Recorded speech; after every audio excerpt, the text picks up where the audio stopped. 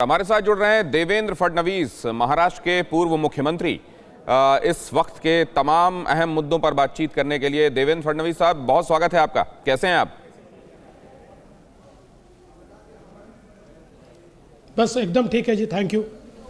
देवेंद्र फडणवीस साहब, सबसे पहले तो जम्मू कश्मीर से शुरू करते हैं। एक तरफ तो आपको बधाई कि आपने अभी तक 3 सीटें तो अपने नाम कर ली हैं, और इसको बड़ी उपलब्धि के तौर पर भी भारतीय जनता पार्टी की तरफ से बताया जा रहा है कि जहां असेंबली में कभी सीट नहीं, वहां पर ये सीटें आपके लिए एक तरीके से बड़ी उपलब्धि हैं। लेकिन ये भी कहा जा रहा है कि जीतने वाला जो ज़्यादा सीटें जीतेगा वो इसको 370 पर रेफरेंडम के तौर पर देखेगा ही देखेगा।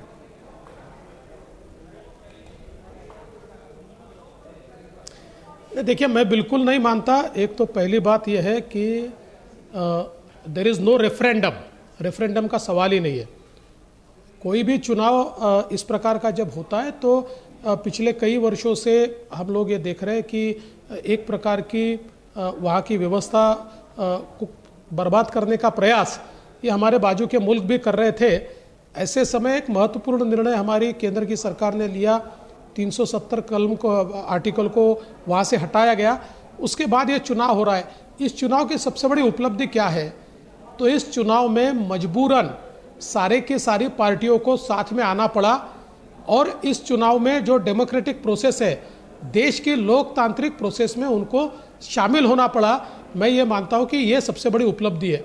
दूसरी बात यह है कि भारतीय जनता पार्टी, जिसका वहाँ अस्तित्व कम था, और लोग तो ऐसा कहते थे कि 370 कलम का आर्टिकल हटाने के बाद, धारा 370 के बाद तो भारतीय जनता पार्टी वहाँ दिखाई नहीं पड़ेगी। लेकिन लोगों ने बड़े पैमाने पर भारतीय जनता पार्टी को वहाँ पर वोट दिया है। और मैं ऐसा मानता हूँ कि कश्मीर की जो जनता है वो चाहती है कि जिस प्रकार से मोदी जी के नेतृत्व में अलग अलग जगह पर देश में विकास हुआ है, उसी प्रकार का विकास कश्मीर में होना चाहिए। और इसीलिए एक प्रकार से उन्होंने इस प्रकार का वोटिंग भी किया है। और आने वाले दिनों में मेरा विश्वास है कि भारतीय जनता पार्टी को पूरे तरीके से कश्मीर में स्वीकार किया जाएगा, और एक बड़ी जीत आने वाले दिनों में हमको हासिल भी होगी। नहीं, थोड़ा इसको और हमको समझाइए। क्या वहाँ इतने बड़े पैमाने पर गड़बड़ियाँ फैला दी गई थी कि उनको दुरुस्त करने में वक्त लग रहा है, और वहाँ राष्ट्रवादी भावनाओं के संचार में वक्त लग रहा है, इसलिए इन चंद सीटों को भी बड़ी उपलब्धि के तौर पर देखा जाए? या आप ये कह रहे हैं कि जब नतीजे आएंगे, इस बार बैलेट से हुई है वोटिंग वहाँ, तो थोड़ा टाइम लगेगा, नतीजे आएंगे तो वो चौंकाने वाले होंगे और भारतीय जनता पार्टी के पक्ष में होंगे रुझानों में, क्योंकि गुपकार आगे चल रहा है? देखिए, पहली बात तो ये, मैं कोई कश्मीर का विशेषज्ञ भी नहीं हूँ, और मैं नहीं, मैं आपसे सिर्फ भारतीय जनता पार्टी के राजनेता की हैसियत से पूछ रहा हूँ देवेंद्र जी। इंटरव्यू के लिए बैठा भी नहीं हूँ, तो इसलिए टेक्निकल नहीं पूछ रहा, मैं एक नॉर्मल ऑब्जर्वेशन आपका पूछ रहा हूं। इस मामले में नहीं है। आपने तो हाँ जी, आपने तो मुझे किसानों के ऊपर चर्चा करने के लिए बुलाया। मैं उस पे भी बात करूंगा, क्योंकि सबसे रेलेवेंट इस समय वही है देवेंद्र जी, और आप बीजेपी के नेता हैं, बड़े नेता हैं, इसलिए मैं आपका रुख इस पर जान लेना चाहता हूँ। बिल्कुल, इसलिए मैं हाँ जी, लेकिन मुझे ऐसा लगता है कि जिस प्रकार से रुझान आ रहे हैं, और भारतीय जनता पार्टी, जिसका कोई अस्तित्व इतने बड़े पैमाने पर नहीं दिखाई देता था, आज इतने बड़े पैमाने पर लोग भारतीय जनता पार्टी को भी चुनकर दे रहे हैं। आज रुझानों में भारतीय जनता पार्टी को बड़े पैमाने पर सीटें मिलने के आसार भी वहाँ पर दिख रहे हैं। ये बड़ी बात है। और सबसे बड़ी बात क्या है? भारतीय जनता पार्टी अकेली, और सारी पार्टियां उसके खिलाफ एक होने के बावजूद भी लोगों ने भारतीय जनता पार्टी को वोट दिया है। मैं ऐसा मानता हूँ ये बहुत बड़ी बात है। देवेंद्र जी, एक और बात, और वो इस लिहाज से नहीं, मैं जानता हूं कि आप जम्मू कश्मीर की चुनावी विशेषज्ञता के हिसाब से टिप्पणी नहीं करेंगे, लेकिन मैं आपसे ये जानना चाहता हूं, एक राजनेता होने के नाते, एक तरफ ये कहा जाना कि देखिए, आपने जब डेट अनाउंस की तो सबको सरप्राइज कर दिया, हम तो तैयार भी नहीं थे, लेकिन उसके बावजूद चुनावों में फिर वो अलायंस का शिरकत करना, फिर ये कहना कि हमको चुनावों में तो देखिए प्रचार तक के लिए नहीं निकलने दिया गया सिक्योरिटी कंसर्न्स बता के, और उधर जो है केंद्रीय मंत्री तक को बुला लिया गया यहाँ चुनाव के लिए, हमको लेवल प्लेइंग फील्ड नहीं मिली। फिर उसके बाद भारतीय जनता पार्टी का जब कोई कैंडिडेट विजयी हुआ तो ये कह दिया गया देखिए इन्होंने तो वोट मैनेज कर लिए, और दूसरी तरफ अपनी जीत को जीत बताया गया। ये थोड़ा हमको समझाएंगे ये क्या है? देखिए, ये मुझे ऐसा लगता है कि एक प्रकार की दोगली राजनीति है। मुझे तो कभी कभी आश्चर्य होता है कि वहाँ पर जो गुपकर अलायंस तैयार हुआ, कांग्रेस जैसी पार्टी भी उस गुपकर अलायंस में चली गई। जो गुपकर अलायंस इस प्रकार की बात कहता है कि हम चाइना की मदद से 370 लागू करेंगे, या जो सेपरेटिस्ट पाक परस्त लोगों के साथ भी जो अलायंस करके चुनाव जीतना चाहता है, ऐसे लोगों के साथ एक अलायंस वहाँ पर तैयार हुआ। और उसके बाद ये अलायंस क्यों तैयार हुआ? क्योंकि वो लोग ये जानते थे कि भारत के लोकतंत्र पर लोगों का विश्वास है, लोकतांत्रिक प्रक्रिया तो पूरी होगी, और अगर हम उसमें नहीं रहेंगे तो हम इररिलेवेंट हो जाएंगे। इसलिए फिर साथ में मिलकर इन लोगों ने उस प्रक्रिया में आने का निर्णय किया।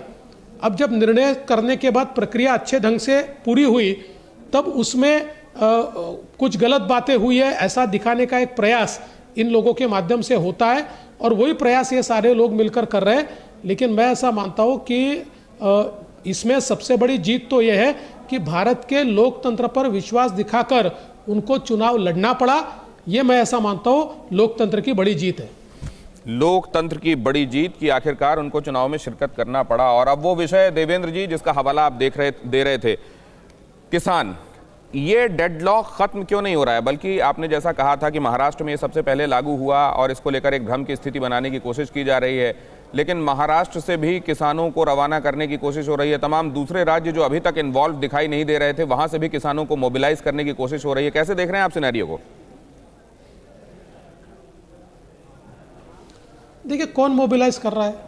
राजनीतिक लोग मोबिलाइज कर रहे हैं, राजनीतिक पार्टियां मोबिलाइज कर रही है। इतना बड़ा आंदोलन दिल्ली में चला, कई साउथ में आंदोलन हुआ, गुजरात में हुआ, महाराष्ट्र में हुआ, मध्य प्रदेश में हुआ। महाराष्ट्र में कोई आंदोलन नहीं हुआ। महाराष्ट्र के अंदर कांग्रेस के लोगों ने मात्र ट्रैक्टर चलाए, लेकिन जनता का कोई समर्थन नहीं मिला। और अभी भी आप देखिए, महाराष्ट्र से बहुत लोग जाएंगे, कोई लोग वहां जा नहीं रहे। कुछ महज राजनीतिक पार्टी के लोग अपने कार्यकर्ताओं को तैयार करके किसानों के रूप में ले जाने की बात कर रहे हैं, या एक चंद मुट्ठी भर किसान नेता वहां जाने की बात कर रहे हैं। इसका कारण है, ये लोग जो महाराष्ट्र से जाने की बात करते हैं, ये इसलिए दोगले हैं कि इनको अगर आंदोलन करना है इन कानूनों के खिलाफ, तो पहले महाराष्ट्र में करना चाहिए। क्योंकि 2006 में सबसे पहले कॉन्ट्रैक्ट फार्मिंग महाराष्ट्र में लागू हुई। 2006 में महाराष्ट्र में एपीएमसी एक्ट में हमने बदलाव करके प्राइवेट एपीएमसी को मान्यता दी। महाराष्ट्र में सबसे पहले 29 कॉर्पोरेट्स को डायरेक्ट खरीद के लाइसेंसेस दिए, वो एपीएमसी के बाहर डायरेक्ट खरीद कर सकती है। तो ये सारी चीज़ें तो महाराष्ट्र में लागू है। तो महाराष्ट्र में 2006 से 2020 तक ये सारी चीज़ें चलती है, तब आप उसका विरोध नहीं करते। और केंद्र में अगर वही कानून लागू हो जाते हैं तो उसके विरोध में आप लोग कहते हैं कि हम दिल्ली में जाकर आंदोलन करेंगे। ये दोगली नीति है, राजनीति है। और देखिए, जहाँ तक दिल्ली का सवाल है, मैं ये नहीं कहता कि वहाँ पर किसान नहीं है, ज़रूर वहाँ पर जेन्युइन किसान भी है, लेकिन एक बड़ा तबका वहाँ पर ऐसा भी तैयार हुआ है जो ये आंदोलन समाप्त ही न हो इस प्रकार का प्रयास कर रहा है। किसानों के कांधों पर बंदूक रख के अपनी राजनीति कुछ लोग चला रहे हैं, और वो लोग ये मानते हैं कि चाहे कुछ हो जाए, ये आंदोलन समाप्त नहीं होना चाहिए। ऐसे लोगों ने उसमें शिरकत करने के कारण आज ये डेडलॉक यहाँ पर बना हुआ है। देवेंद्र जी, एक बात और, इसमें कोई दो राय नहीं है कि हमारे देश में, और ये दुर्भाग्यपूर्ण है, लेकिन ये एक ऐसा फैसेट है जिसको हमको सच्चाई के तौर पर स्वीकारना पड़ेगा कि अगर मूर्ति कोई दूध पीने लगती है तो होड़ लग जाती है, और वो हेर एंड से में बहुत सारी चीज़ें ऐसी बगैर सच्चाई परखे हो जाती हैं। इसमें कोई दो राय नहीं। आपने भी ये बात मानी कि इसमें सिर्फ नेता ही रोटियां सेक रहे हैं, ऐसा नहीं है। इसमें किसान भी शामिल हो गए हैं, किसान हैं इसमें। और वो शिद्दत जिसमें कोई जान देने पर उतारू हो जाए, सुसाइड करने लगे, कई मौतें हो गई, और कई लोगों ने खुद अपनी जान दे दी है कहते हुए कि हम इस कॉज के लिए अपनी जान दे रहे हैं। फिर आप इसको कैसे देखते हैं कि क्या ये जब मुद्दे को 360 डिग्री देखा जाता है तो एक एंगल ऐसा भी बनता है जहां से उसके लूप होल्स नजर आते हैं?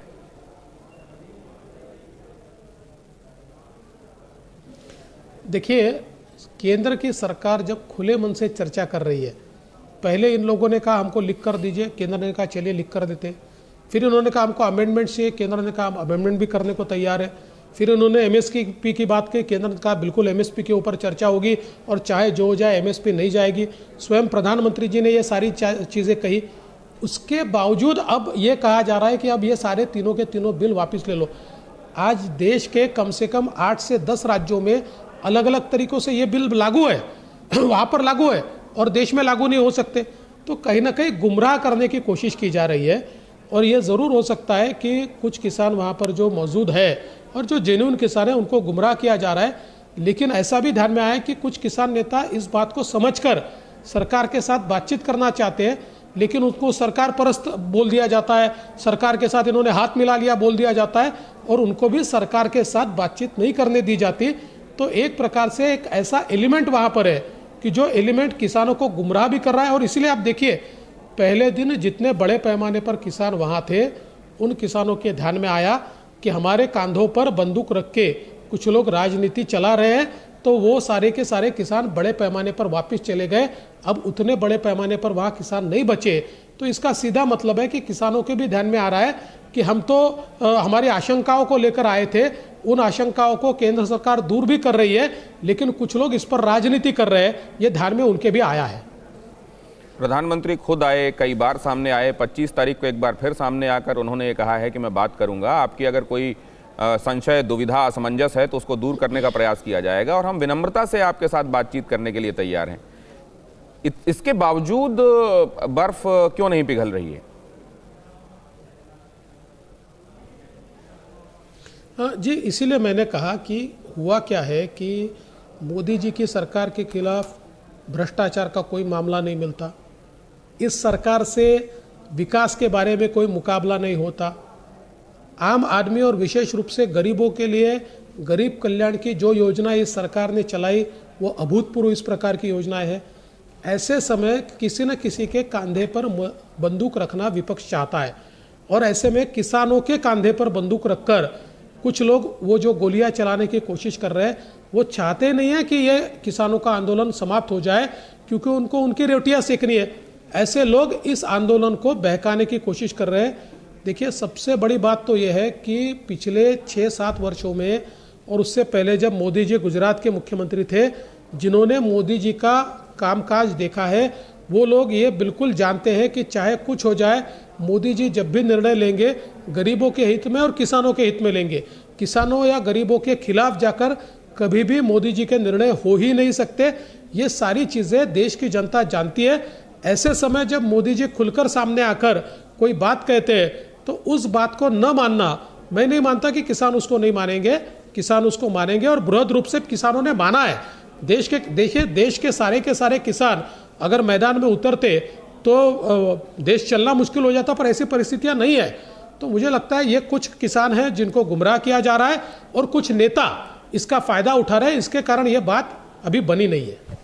मेरी इस मुद्दे पर मध्य प्रदेश के मुख्यमंत्री, मध्य प्रदेश जिसका आपने हवाला दिया, उनसे, शिवराज साहब से भी बात हुई थी। उन्होंने भी ये कहा कि देखिए, केस स्टडीज़ हैं हमारे पास बहुत सारी ऐसी, जिनको हम प्रेजेंट कर सकते हैं, जिनके ज़रिए हम बता सकते हैं कि देखिए किस तरीके से इस नए कानून से लोग लाभान्वित हुए हैं। ये आपने भी बताया कि महाराष्ट्र तो उन राज्यों में रहा है जिसने पायनियर किया, वहाँ पे भी इस तरीके की केस स्टडीज़ होंगी। क्या इसको और ज़्यादा स्ट्रेंथ के साथ आगे पुश किए जाने की ज़रूरत है क्या इस तरीके की केस स्टडीज़ को, ताकि अगर ये भ्रम है, अगर ये अंदेशा है, क्योंकि अंदेशे जो होते हैं कई बार बेसलेस भी होते हैं, तो शायद ये केस स्टडीज़ उन अंदेशों को दूर कर पाएं? आपने बिल्कुल दुरुस्त बात कही, बिल्कुल सही बात कही है।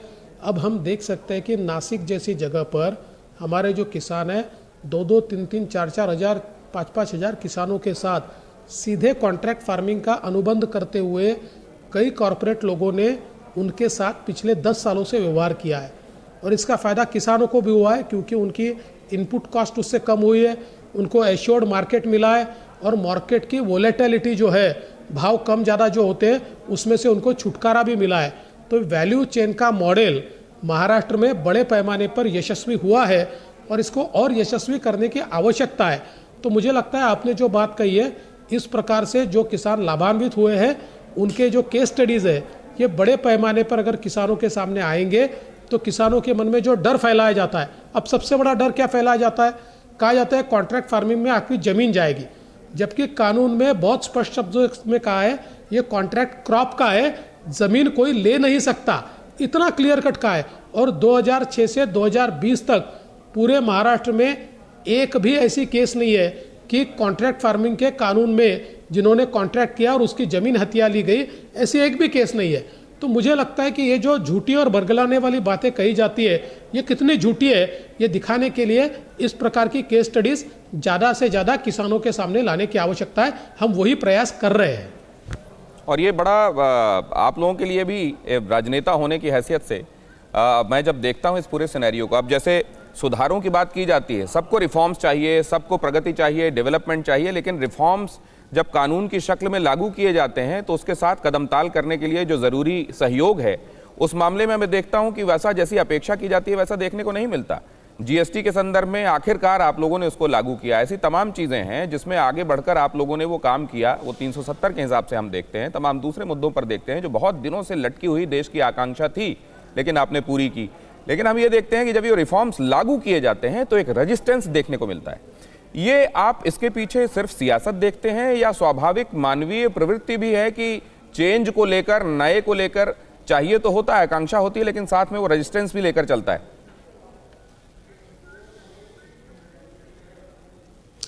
देखिए, एक मानवीय प्रवृत्ति तो जरूर है कि जब भी कोई नया बदलाव होता है तो एक उसका रेजिस्टेंस होता है, लेकिन उस पर मेरिट पर बात होनी चाहिए। और जो लोग केवल उसके उनको जिस प्रकार से समझ में आता है और उन समझ के कारण जो लोग उसको विरोध करते हैं, जब उनके सामने वस्तुस्थिति रखी जाती है, परिस्थिति रखी जाती है और वास्तविकता क्या है ये जब उनको बताया जाता है, तो ऐसे लोग उसको मान्य करते हैं और जो हमारे चेंजेस होते हैं वो आगे जाते हैं, सुधार आगे जाते हैं। लेकिन अगर कोई ये मानकर ही बैठ जाए कि मुझे राजनीति ही करनी है, मुझे सुधारों के ऊपर, भले ही मुझे समझ में आता है कि ये मेरे भले के लिए है, लेकिन मुझे उसको स्वीकारना नहीं है, इस प्रकार की राजनीति जब हावी होती है तो ये आप लोगों के लिए तो बड़ी उहापोह की स्थिति बनेगी। देवेंद्र जी, आपने ये कहा कि मैं इसमें एक सप्लीमेंट्री क्वेश्चन आपसे पूछ लेता हूं कि आपने बातचीत के लिए आह्वान भी किया है, लेकिन आपने ये भी बताया कि ये सियासी रूप से बरगलाने की कोशिश हो रही है।